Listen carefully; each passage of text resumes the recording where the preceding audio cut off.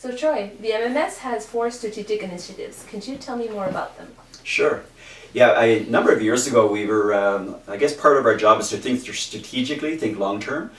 So we said, okay, how do we get the workers, get the employees in the MMS to think strategically and find projects that meet the vision of the MN or the assembly. So one of them is citizen engagement. So that's one of this thing that we're doing here, which is revenue sharing, trying to get people to know what's happening, make sure that they're really engaged.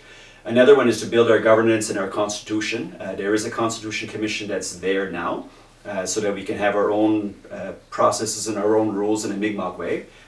We have the Indian Act, and it's troublesome for a lot of people and provides some hardship in the way we're thinking and the way we govern.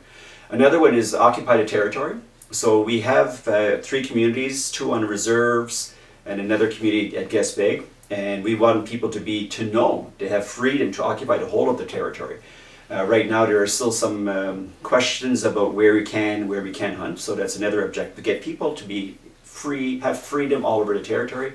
And of course the project we've been working on for this wind farm project, which is growing our economy.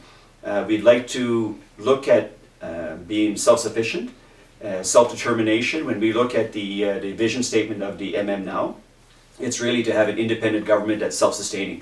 So in order to do that, we need to build the economy.